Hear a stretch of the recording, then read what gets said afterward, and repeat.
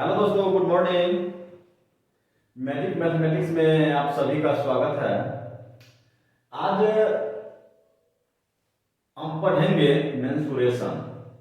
Mensuration में क्या क्या सीखना है, क्या क्या पढ़ना है। सो आप देखिए, अगर अच्छा लगे, सही लगे और सीख पाएंगे तो लाइक सब्सक्राइब कीजिएगा। देखिए, इसमें पहले हमको जानना है ट्रायंगल के बारे में। पहले हमको जानना है ट्रायंगल के बारे में, उसके बाद क्या जानेंगे, चतुर्भुज के बारे में, उसके बाद बहुभुज, उसके बाद वृत्त, घन, घनाभ, बॉक्स, बेलन, उसके बाद जानेंगे हम प्रिज्म, उसके बाद शंकु, पिरामिड, गोला, अर्धगोला।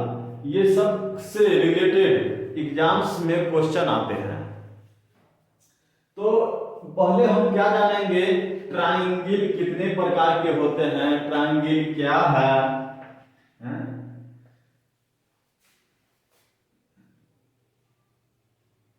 त्रिभुज को ही इंग्लिश में ट्रायंगल कहते हैं, ठीक है। तो हम जानेंगे कि किसी ट्रायंगल जिसकी ऊंचाई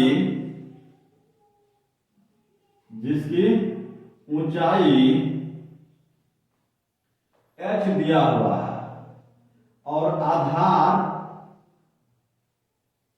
b दिया हुआ है, तो क्षेत्रफल बराबर क्या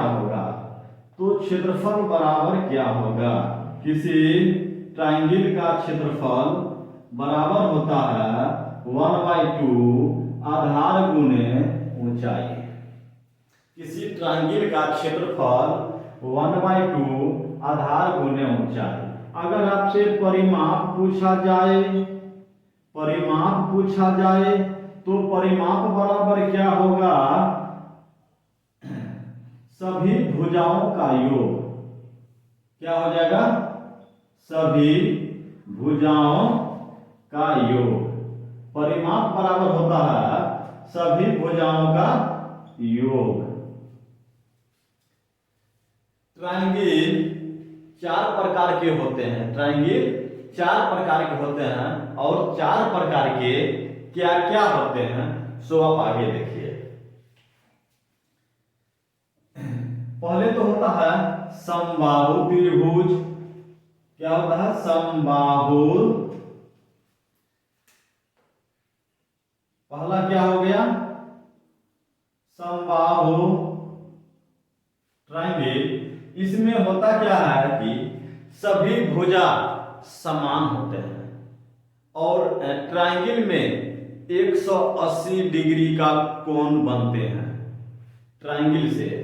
तो इसमें समबाहु ट्रायंगल में, जैसे ये समबाहु ट्रायंगल हो गया, इसमें सभी भुजाएं बराबर होते हैं और प्रत्येक कोण 60 डिग्री होते हैं। प्रत्येक कोण 60 डिग्री होते हैं। समबाहु ट्रायंगल में प्रत्येक भुजा और प्रत्येक कोण समान होते हैं, इक्वल होते हैं, बराबर होते हैं। और सभी कोणों का योग 180 डिग्री होता है। ट्रायंगल में सभी कोणों का योग 180 डिग्री होता है। जैसे 60 और 60 120 और 60 180। तो समबाहु ट्रायंगल का क्षेत्रफल क्या होगा?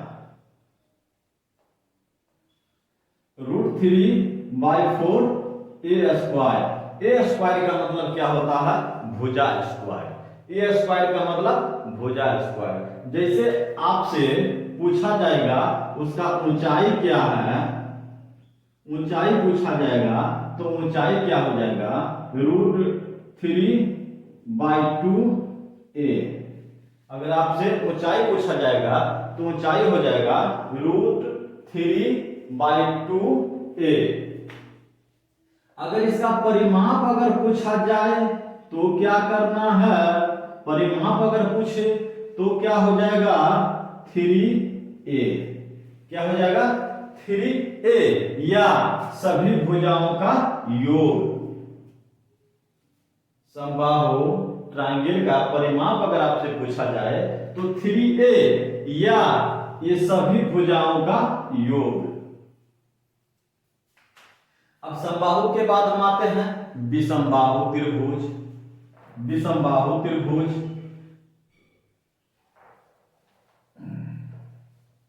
विषमबाहु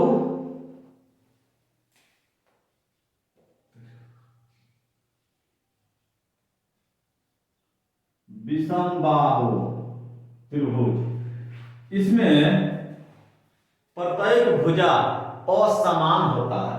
जैसे ये देखिए, ये हो गया ए बी सी, प्रत्येक भुजा असमान हुआ। और इसमें अगर विषमबाहु ट्रायंगल का अगर क्षेत्रफल पूछा जाए तो क्या होता है, root under S into S minus A into S minus B into S minus C. क्या हो जाएगा, root under S into S minus B into S minus C. अगर पहले आप एस निकालेंगे तो एस कैसे निकालेंगे, तो ए प्लस बी प्लस सी बटा 2, इससे आपको एस निकलेगा। जब एस का वैल्यू हो जाएगा, हीरो का सूत्र जानते हैं, हीरो का सूत्र, तो उसी पर बनेगा, हीरो का सूत्र से बनेगा विषमबाहु ट्रायंगल का एरिया निकलेगा। ठीक है, तो S A plus B plus C बटा 2। अगर इसका परिमाप अगर आपसे पूछेगा, विषमबाहु ट्रायंगल का परिमाप पूछेगा, तो ए प्लस बी प्लस सी, मतलब क्या, सभी भुजाओं का योग ए बी सी। एक भुजा का लंबाई ए तो ए, फिर अगला भुजा का बी और अगला का सी, तो सभी भुजाओं का योग हम कर दिए हैं ए प्लस बी प्लस सी। अब हम क्या जानेंगे, समद्विबाहु त्रिभुज का क्षेत्रफल। समद्विबाहु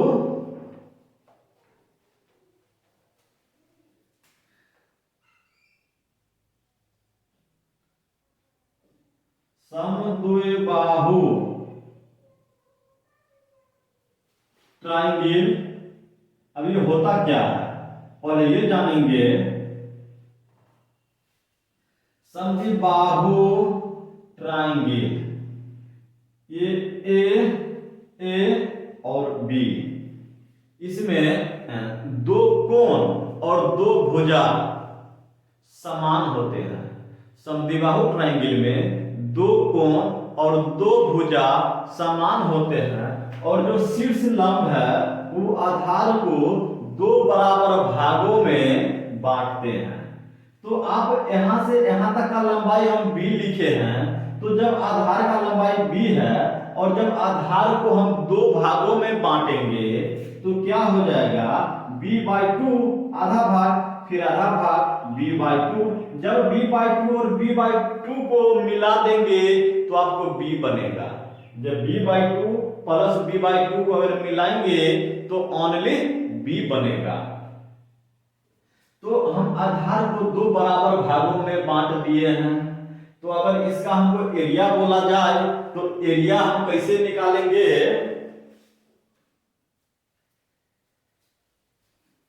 अगर एरिया हमको बोला जाए तो एरिया बताइए आप कैसे निकालेंगे।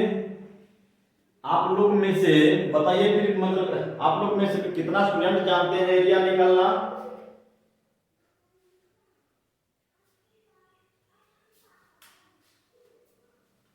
तो इसका हो जाएगा b/4 4a² minus b²। Area बराबर क्या हो जाएगा, b/4 root under 4a² minus b²। अगर ऊंचाई पूछा जाए तो ऊंचाई हम कैसे निकालेंगे, a² रूट अंडर अगर आपसे ऊंचाई पूछा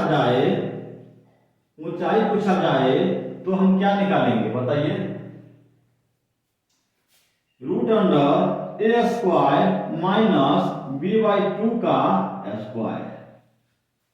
ऊंचाई समद्विबाहु ट्रायंगल का अगर क्षेत्रफल पूछा तो b by 4 root under 4a स्क्वायर माइनस b स्क्वायर। अगर ऊंचाई पूछा तो root under a square minus b by 2 का स्क्वायर। अगर आपसे परिमाप को से संबंधित क्वेश्चन रहे समद्विबाहु ट्रायंगल का परिमाप, तो उसमें तो हम बताए हैं सभी भुजाओं का योग, तो a प्लस b तो बराबर क्या हो जाएगा 2a plus b, 2a plus b। अब क्या बच गया समकोण त्रिभुज। क्या बच गया समकोण त्रिभुज। तो अब जानेंगे कि समकोण त्रिभुज क्या होता है।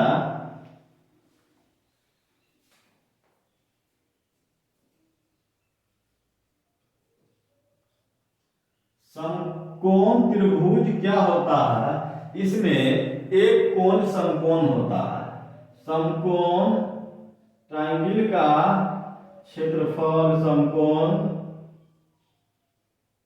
ट्रायंगल का क्षेत्रफल, इसमें एक कोण समकोण होता है। जैसे आप देखेंगे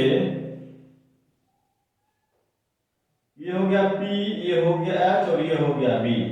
तो P बराबर क्या होता है, P हम बोलते हैं लंब को और हम B बोलते हैं आधार बेस और H बोलते हैं कर्ण को।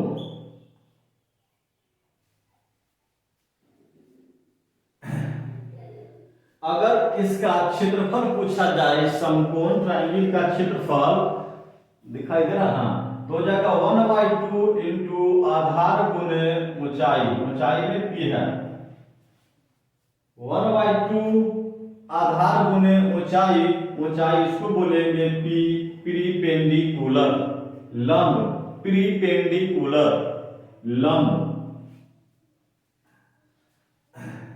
और अगर इसमें आपसे परिमाप पूछा जाता है समकोण त्रिभुज का परिमाप, समकोण त्रिभुज का परिमाप अगर पूछा जाए तो इसमें भी करना क्या है, सभी भुजाओं का योग कर दीजिए ना, हो जाएगा परिमाप। तो P plus B plus H, तो यही हो गया इसका परिमाप, सभी भुजाओं का योग। अच्छा, इसमें होता क्या है कि एक भुजा ये दिया हुआ रहेगा, ये दिया हुआ रहेगा, और इसका वैल्यू निकालने के लिए अगर बोला जाए तो क्या करना है, दिखाई दे रहा है क्लियर। हाँ, तो जैसे H स्क्वायर बराबर P square plus B square और P स्क्वायर बराबर H square minus B square और B स्क्वायर बराबर H square minus P square. याद इसको भी रखना है, ठीक है। हम क्या लिखे हैं, H square equal P square plus B square, तो P square equal H square minus B square, तो B square equal H square minus P square. तो इसका यूज कैसे होता है सो आप देखेंगे अभी।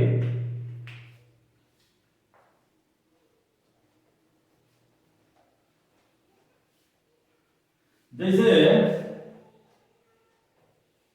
इसका लंबाई आपको दे दिया 3 और इसका आपको दे दिया लंबाई 5। अगर आपको इसमें से H का वैल्यू हमको H बराबर क्या होगा, इसका लंबाई आपको निकालना रहेगा, तो हम क्या H स्क्वायर बराबर क्या होता है P स्क्वायर, मतलब 9 का 3 का स्क्वायर प्लस B स्क्वायर 5 का स्क्वायर, तो हो जाए क्या 3 3 9 और 25 25, तो 25 और 9 क्या हो जाएगा 34। 34 तो एच स्क्वायर बराबर 34 हुआ, तो इसीलिए एच बराबर रूट अंडर 34 हो जाएगा। इसका वैल्यू क्या हो जाएगा, एच बराबर क्या हो जाएगा रूट अंडर 34 हो जाएगा। एच का वैल्यू कितना निकला रूट अंडर 34। इसी प्रकार अगर आपको इसका वैल्यू दिया हुआ रहेगा, अगर 5 दिया हुआ है, ठीक है 5 दिया हुआ है और हमको इसका वैल्यू निकालना है लंब का, अगर लंब का वैल्यू हमको निकालना है p इक्वल व्हाट, तो क्या करना है, तो p स्क्वायर यहाँ है तो h square minus b square, ये इसका 3 कर लीजिए, ठीक है।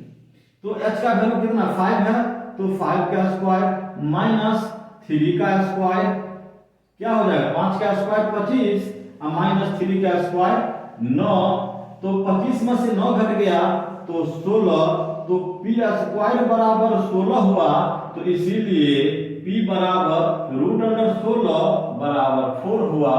तो क्या करना है, p का वैल्यू कितना आया, तो p का वैल्यू 4 आया, p का वैल्यू 4 आया, परपेंडिकुलर आपका 4 आ गया, लंब 4 आ गया। तो ये तो हो गया ट्रायंगल का काम खत्म हो गया। अब जानेंगे क्या जानेंगे हम चतुर्भुज के बारे में, चतुर्भुज जानेंगे कि चतुर्भुज क्या है और इसके अंतर्गत क्या क्या आता है, कि चतुर्भुज के अंतर्गत क्या क्या आता है इसको अब जानेंगे। तो इसके अंतर्गत पहले हम आयत को जान लेते हैं। आयत, हम चतुर्भुज किसको बोलेंगे, जो 4 भुजाओं से बने आकृति को हम क्या बोलेंगे, हम चतुर्भुज बोलेंगे। 4 भुजाओं से बने आकृति को क्या कहते हैं, चतुर्भुज कहते हैं। और इसमें 4 एंगल भी बनते हैं और प्रत्येक एंगल का योग 360 डिग्री होता है। जैसे हम एक आयत बना दिए, तो आयत में भुजा कितना है 4 है, 1 2 3 4, और आयत में आमने सामने की भुजा बराबर होता है, आयत में आमने सामने की भुजा बराबर होता है। जैसे ए और ये बी, ये बी, ये भुजा और ये भुजा बराबर हुआ और ये बराबर हुआ। तो क्या करना है, हम जानेंगे आयत का क्षेत्रफल।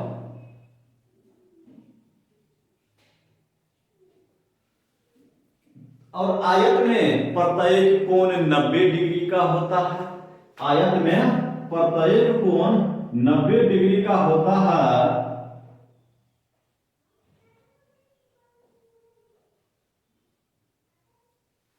और प्रत्येक कोण का योग 360 डिग्री होता है। और ट्रायंगल में 3 कोण होते हैं और तीनों कोण का योग 180 डिग्री होता है। और चतुर्भुज में 4 कोण होते हैं और चारों कोण का योग 360 डिग्री होते हैं। तो आयत के बारे में आप लोग समझ गए हैं। तो आयत का क्षेत्रफल क्या होता है, लंबाई गुने चौड़ाई होता है। आयत का क्षेत्रफल लंबाई गुने चौड़ाई होता है। अगर आयत का परिमाप पूछा जाए तो क्या करना है, आयत का परिमाप में भी सभी भुजाओं का योग कर दीजिए, या नहीं तो 2 × L + B कर दीजिए। तो 2 × L + B, और आपको हम क्या बताए हैं, सभी भुजाओं का योग। तो जैसे ये आपका आयत हो गया, इसका लंबाई a, इसका भी a, इसका भी, इसका भी b, नहीं इसे में आप नहीं समझेंगे। इसका लंबाई l, इसका l, और इसका b, इसका b कर दिए। और हम क्या बताए हैं, परिमाप सभी भुजाओं का योग। तो एक b यहाँ है और एक b यहाँ है, तो क्या हो गया 2b हुआ, और फिर प्लस एक l यहाँ है, एक l यहाँ है, तो 2l हुआ। ये क्या निकला, ये परिमाप है। अब इसमें से हम 2 कॉमन ले लेंगे तो आया ना L प्लस B, ये आया। तो इसी को हम लोग रट रहे हैं, पढ़ रहे हैं। आयत का परिमाप बराबर 2 इंटू लंबाई प्लस चौड़ाई, 2 इंटू लंबाई प्लस चौड़ाई। अगर हमको ये याद नहीं भी रहा, अगर हमको परिमाप निकालने के लिए बोला जाए तो हम सभी भुजाओं को हम जोड़ देंगे तो मेरा परिमाप निकल जाएगा। 4 को भुजा होता है आयत में, चारों भुजा को हम जोड़ देंगे तो वो मेरा परिमाप निकलेगा।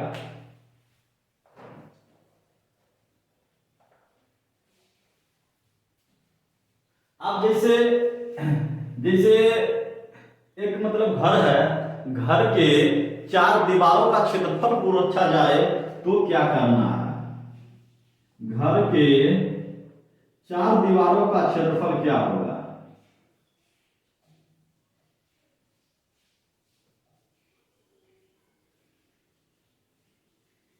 घर के 4 दीवारों का क्षेत्रफल क्या होगा?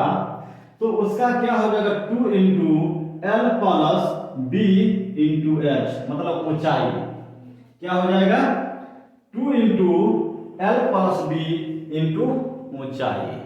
तो इससे ये हमको क्या निकला?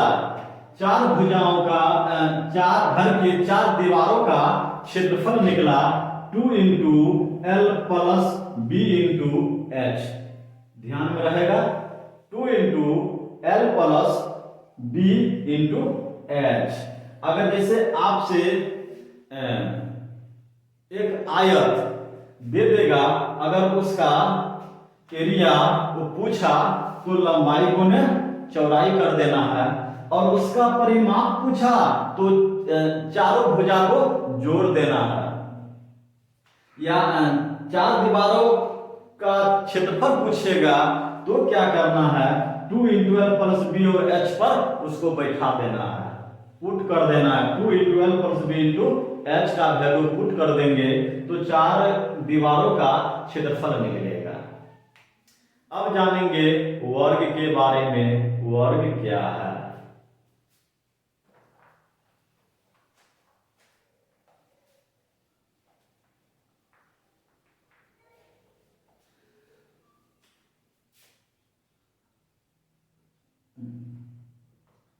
वर्ग, वर्ग को इंग्लिश में बोलते हैं स्क्वायर। वर्ग क्या है? तो वर्ग जो होता है, वर्ग में 4 भुजाओं का माप जो है इक्वल होता है। जैसे यहां से यहां तक का लंबाई ये हो गया, यहां से यहां तक का लंबाई ये हो गया, यहां से यहां तक का लंबाई ये हो गया, और यहां से यहां तक का लंबाई ये हो गया। इसको हम वर्ग कहते हैं। ये क्या हो गया? स्क्वायर। ये क्या हो गया? स्क्वायर हो गया, वर्ग हो गया। वर्ग में चारों भुजा समान होते हैं और प्रत्येक कोण 90 डिग्री होते हैं, और प्रत्येक कोणों का योग 360 डिग्री होता है। वर्ग समझ में आया? वर्ग किसको कहते हैं? वर्ग होता क्या है कि इसमें चारों भुजाओं का लंबाई समान होते हैं, इक्वल होते हैं, बराबर होते हैं, और प्रत्येक कोण 90 डिग्री का होते हैं, और प्रत्येक कोणों का योग 360 डिग्री होते हैं। तो इसीलिए वर्ग का क्षेत्रफल अगर पूछा, वर्ग का क्षेत्रफल, तो क्या होता है? भुजा स्क्वायर, मतलब ए स्क्वायर। ये भुजा स्क्वायर या ए स्क्वायर, कहीं कहीं लिखा हुआ रहेगा भुजा स्क्वायर या ए स्क्वायर।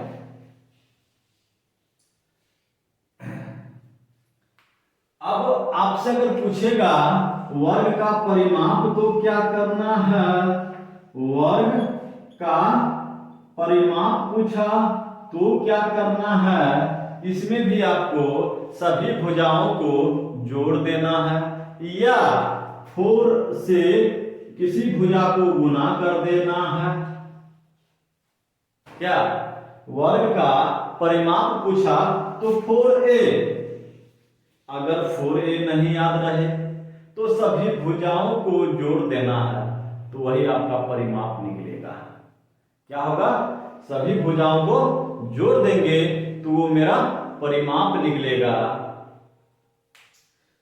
अब वर्ग का विकर्ण आपसे पूछा तो क्या करना है, वर्ग का हम क्या बताएं इसमें, अगर वर्ग का विकर्ण पूछा तो क्या करना है, वर्ग का विकर्ण बराबर क्या होता है,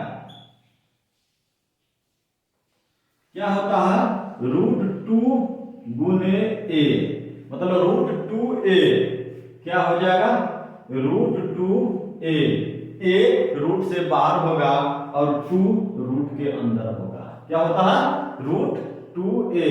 अब जैसे ये हम बताएं वर्ग का क्षेत्रफल, तो भुजा स्क्वायर तो होता है और एक और होता है 1/2 इंटू विकर्णों का गुणनफल, इसका एक और होता है 1/2 इंटू विकर्ण 1 इंटू विकर्ण 2। तो हम जो लिखे हैं विकर्ण 1 और विकर्ण 2, तो जैसे हम देखिए ये जो हम वर्ग बनाए हैं, इसका लंबाई a है, इसका भी a, इसका भी a है, इसका भी है, तो हम विकर्ण किसको बोलेंगे, ये विकर्ण इसको हम बोलेंगे, ये क्या हो गया, विकर्ण। विकर्ण जो है दो बराबर भागों में बांटती है विकर्ण, ठीक है, और एक विकर्ण आपका ये हो गया। तो हम जो यहाँ नाम दिए विकर्ण 1 और विकर्ण 2, तो जैसे यहां से यहां तक का लंबाई हो गया d1 और यहां से यहां तक का लंबाई का नाम हो गया d2, तो हम यही लिखे हैं d1 गुने d2, दो विकर्ण है ना, तो एक विकर्ण का d1 और सेकेंड विकर्ण का d2, तो यही आपका हो गया 1/2 इंटू d1 गुने d2, तो ये भी आपका क्या निकला, वर्ग का क्षेत्रफल निकला, ये भी आपसे निकला वर्ग का क्षेत्रफल निकला। तो अब हम क्या जानेंगे, मिटा दें,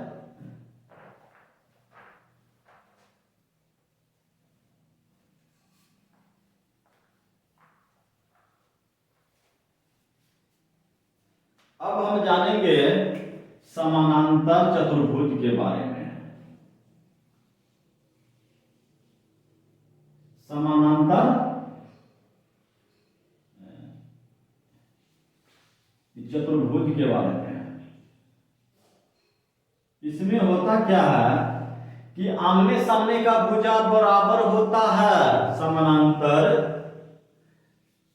में जो है आमने सामने का भुजा बराबर होगा समानांतर चतुर्भुज का क्षेत्रफल। पहले हम जानेंगे कि समानांतर चतुर्भुज कैसे बनता है।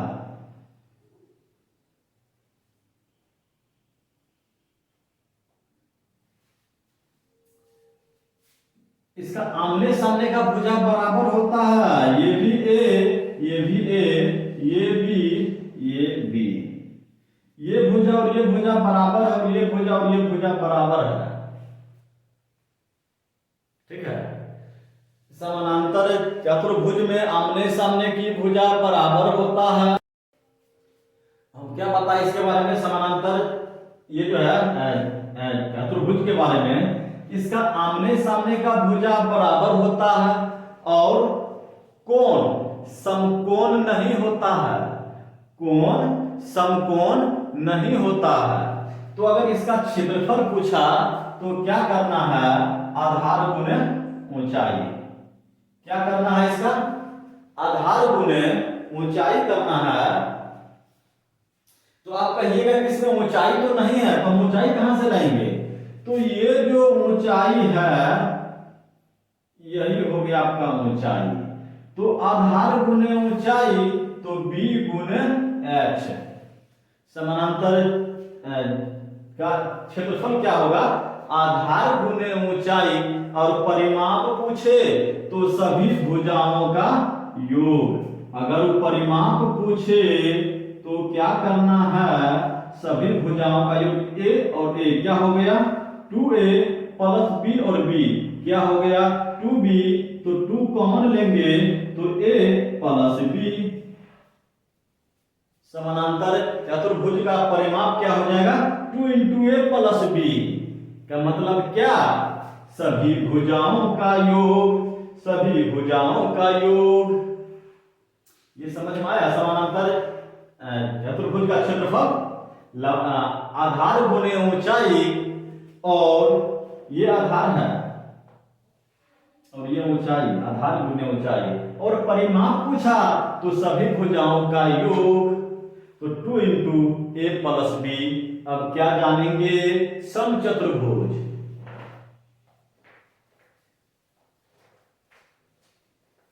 समचतुर्भुज जानेंगे तो इसका एरिया क्या होता है, समचतुर्भुज का क्षेत्रफल।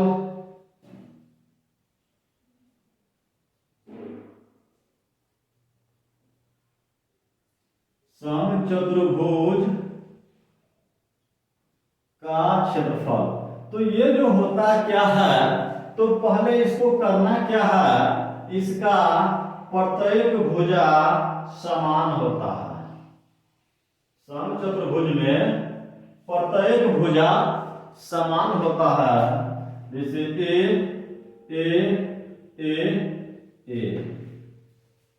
और इसका जो विकर्ण जो होता है, विकर्ण ये 2 बराबर भागों में बांटता है। इसका विकर्ण 2 बराबर भागों में बांटता है, और इसका विकर्ण पर जो एंगल बनता है वह 90 डिग्री का होता है।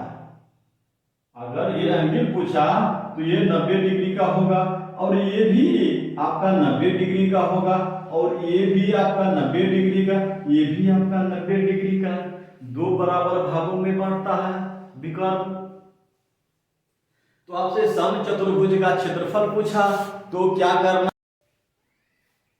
तो हम आपसे बताए समचतुर्भुज का क्षेत्रफल क्या होगा। तो समचतुर्भुज का क्षेत्र दिखाई दे रहा है, तो क्या होगा 1/2 इंटू विकर्णों का गुणनफल। क्या लिखे 1/2 इंटू d1 गुने d2। इसको आप ये भी लिख सकते हैं 1/2 इंटू विकर्णों का गुणनफल, विकर्णों का गुणनफल।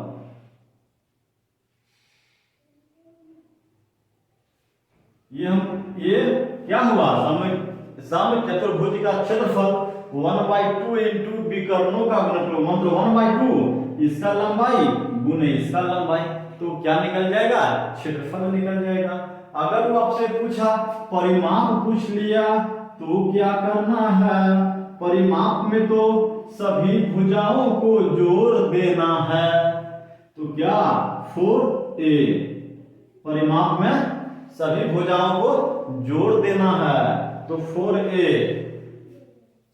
और आपसे ये भुजा पूछ लिया तो क्या करना है बताइए। अगर भुजा नहीं दिया हुआ रहेगा, तो अगर इसका भुजा दिया हुआ नहीं रहेगा और इसका सिर्फ विकर्ण का लंबाई दिया हुआ रहेगा, तो अगर आपसे भुजा का लंबाई पूछेगा तो क्या करना है, तो उसके लिए करना है आपको 1/2 इंटू d1 प्लस d2।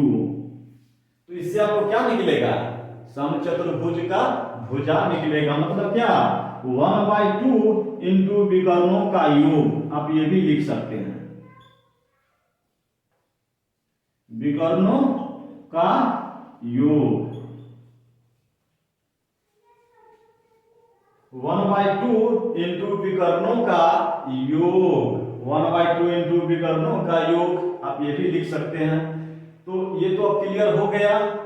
अब जानना है समलंब चतुर्भुज के बारे में। समलंब चतुर्भुज के बारे में जानना है तो समलंब चतुर्भुज का क्षेत्रफल। अगर आप लोग को समझने में दिक्कत होगा तो वीडियो को रोक रोक कर सीखने का प्रयास कीजिएगा, याद हो जाएगा, कोई दिक्कत